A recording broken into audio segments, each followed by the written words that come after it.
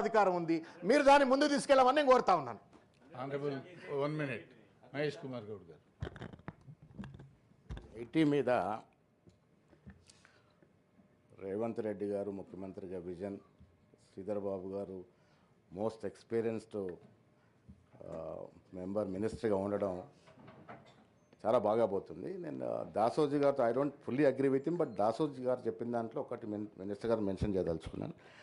Decentralisation of development అనేది prime పాలసీగా పెట్టుకోవాల్సిన అవసరం ఉన్నది. నో డౌట్ రేవంత్ రెడ్డి గారికి ఒక విజన్ ఉంది కాబట్టి హైదరాబాద్ని అన్ని రంగులతో విస్తరింపజేస్తూ ఉన్నారు. బట్ అది దీర్ఘకాలికంగా మనకు కొంత ప్రమాదం తెచ్చే అవకాశం ఉంటుంది. హైదరాబాద్ని ఫుల్ అంగులతో డెవలప్ చేస్తూ ఉన్నారు. బట్ రాష్ట్రం సమూలంగా డెవలప్ కావాలనుకున్నప్పుడు డీసెంట్రలైజేషన్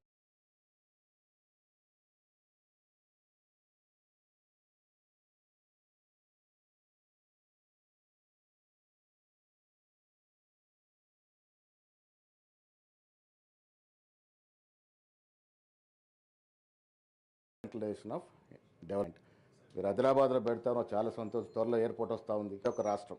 సో ఈ రకంగా తెలంగాణని దూరదృష్టితో ఎందుకు చెప్తాను, శ్రీధర్ బాబు గారికి ఉన్నంత అవగాహన ఈ రాష్ట్రంలో దాసో శ్రవణ్ గారు చెప్పినట్టుగా మంచి విజన్ ఉంది, ఎక్స్పీరియన్స్ ఉంది. ఇవాళ హైదరాబాద్ సమూలంగా అన్ని రకాలుగా డెవలప్ కావాల్సిన అవసరం ఉంది. హైదరాబాద్తో పాటు అటు మూల ఆదిలాబాద్ కానీ ఇటు మూల కొత్తగూడెం కానీ రకరకాల ప్రాంతాలు రకరకాల అభివృద్ధి చేసుకోవాల్సిన అవసరం ఉంది. ఇన్సెంటివ్స్ ఇస్తూ ఉన్నారు. పాలసీ చేంజ్ చేసి ఇంకా ఇన్సెంటివ్స్ మోర్గా ఇవ్వండి. ఇప్పుడు ఆదిలాబాద్ ఎయిర్పోర్ట్ వస్తుంది. ఆదిలాబాద్లో విపరీతమైన ల్యాండ్ అవైలబిలిటీ ఉంది, ల్యాండ్ బ్యాంక్ ఉంది.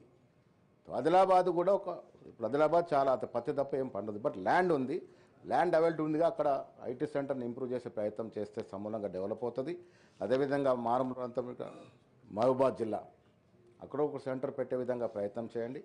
ఐటీఏ కాకుండా మీరు ఐటీ మంత్రి కాకుండా మీరు క్యాబినెట్లో ప్రముఖ స్థానంలో కాబట్టి మిగతా ఇండస్ట్రీస్ కూడా అగ్రికల్చర్ ఇండస్ట్రీ కానీ మిగతా ఇండస్ట్రీస్ కూడా దూర ప్రాంతాలకు వెళ్ళి తీసుకెళ్ళి పెడితే భవిష్యత్తులో ఈ రాష్ట్రం అగ్రగామి రాష్ట్రంగా మిగిలేట అవకాశం ఉన్నది.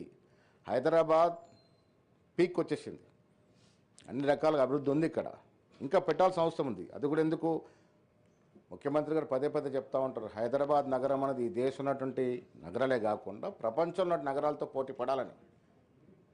ఇవాళ ప్రపంచంలో ఉన్న మేటి నగరాలన్నీ సముద్ర తీరం ఉన్నట్టు నగరాలు. మనకు దురదృష్టవశాత్తు సముద్రం లేదు ఇవాళ. అయినప్పటికీ కూడా ఐటీ పరంగానే మిగతా పరంగా హైదరాబాద్ ఇవాళ ఈ దేశంలోనే కాకుండా యావత్ ప్రపంచంలో నగరాలతో పోటీ పడకుండా తీసుకెళ్తా ఉన్నారు. పెట్టుబడులు నేను ఒకసారి మీ సందర్భంలో సూర్యబాబు గారికి అభినందన తెలుపదలుచుకున్నాను. 1,75,000 విదేశీ పెట్టుబడులు రావడం అనేది ఇట్స్ నాట్ ఆషామాషి కాదు. పేపర్ మీద కదా వచ్చాయండి. మీ ఐటీ బాగా ఇంగ్లీష్ మాట్లాడగలిగినటువంటి ఐటీ మంత్రిని 10 ఏళ్ళ నుండి ఎన్ని వేల కోట్లు తెచ్చారు ఒకసారి చెప్పండి దయచేసి. ఎన్ని వేల కోట్లు తెచ్చారు? 100లో తేలేకపోయారు. ఒకటి నేను మీతో విజ్ఞప్తి చేస్తా ఉన్నాను, ఇవాళ విజయనగరంలో డెవలప్ చేస్తున్నప్పుడు మనకు పార్టీలకు అతీతంగా అభివృద్ధికి తోడ్పాల్సిన అవసరం ఉన్నది. ఎస్, కేసీఆర్ చేసిన పనులు కొన్ని మంచి ఒకటి మేము అప్రిషియేట్ చేసాం, ఇవాళ కూడా చేస్తాం. వారి పాలసీలో కంటిన్యూ చేసి వాళ్ళ టాస్క్ని ఎందుకు కంటిన్యూ చేస్తూ ఉన్నారు? రాగానే మేము కూడా పేరు మార్చుకోవచ్చు కదా. కేసీఆర్ చేసిన మంచి పనులు కూడా మేము అప్రిషియేట్ చేస్తాం. బట్ ఇవాళ రేవంత్ రెడ్డికి నేతృత్వం చేస్తున్న అభివృద్ధిని రాష్ట్రం దృక్పథం దృష్టిలో పెట్టుకొని అందరూ కూడా సహకారం చేయాల్సిన అవసరం ఉంది.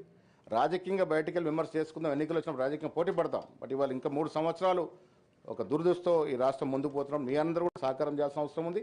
ముఖ్యంగా ఐటీ రంగం ఇలా చాలామంది చెప్తారు బెంగళూరు టాపు మనం ఎక్కలేమని. బెంగళూరుతో ధీటుగా పోతా ఉన్నాం. అదొక శుభ పరిణామం. ఆ దశగా పోవాల్సిందిగా నేను విజ్ఞప్తి చేస్తూ శ్రీధర్ బాబు గారికి మంత్రి గారికి మరొకసారి విజ్ఞప్తి చేస్తూ ఉన్నాను. డీసెంట్రలైజేషన్ మీద ఒక దృష్టి పెట్టండి. భవిష్యత్తులో రాష్ట్రం అభివృద్ధి చెందాలంటే డీసెంట్రలైజేషన్ ఆఫ్ డెవలప్మెంట్ కావాలనే మాట వారికి విజ్ఞప్తి చేస్తూ సెలవు తీసుకుంటున్నాను. Honourable minister.